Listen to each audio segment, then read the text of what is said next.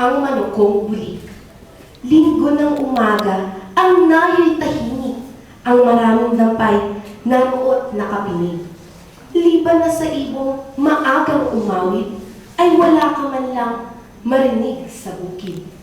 Di ka ginsag-ginsay, aking naulinig ang pagtilao ng manukong bulik. Ako'y napabangon at aking naisip, pinta kasi ngayon, may sabong sa Pasig. Ganda ipahalos ang taas ng araw. Sa likod ng gintong bundok ng silangan, ay kinuha ko na ang aking kanlungan, ang manukong bulik na sadyang panlaban. Kay kisig na bulik at aking hinusay, bawat balahibong nasira ang hanay. Ang palong ay aking hinimas ng laway, binugahan ng aso ng upang tumapang. Muling nagtilao ng napakahaba at saka bumiri ng lalong magara.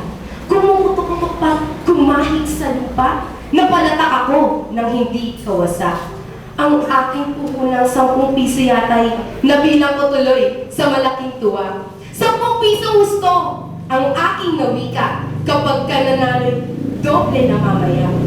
Nakiupo ako, nakiumpok-umpok sa hali ng mga taong tangay manok. Ang katapi agad kong hinimo na kami magkahig upang magkasubok. Nagkayari kami sa labang susunod, mga manok namin siyang magsasalpok. Kaya ako noon, sa tuwa ng loob, ang panalay tila salat ko na halos. Nang kami naroon na sa sadyang bitawan, ang sigaw ay halos hindi magkamayaw. Ang dala kong kwarta, todo sa pustahan, pati kusing yata'y ipinag-ubusan. Sa pula, ang dooy hiyawan. Sa bulik, ang dito'y tawagan. May logro ang Diyos sa aking kalaban at may doblado pa ako napakinggan. Ang tari ay aming hinugtan ng katal at ang talim nito'y kumisap na kagwat. Iniaraw ko na ang manukong hawak, saka ibinaba ng lubhang banayan.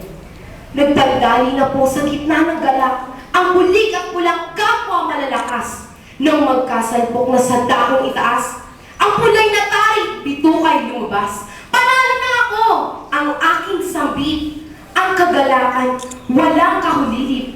Ngunit sa hindi ko malaman kung bakit, ay biglang tumakbo ang manukong bulik at hagad ng kulay sa sulok sumiksi, nangungupete sa kagaway labis. Kaya sa nangyari, ako ay nanlamig at pinagpusan pa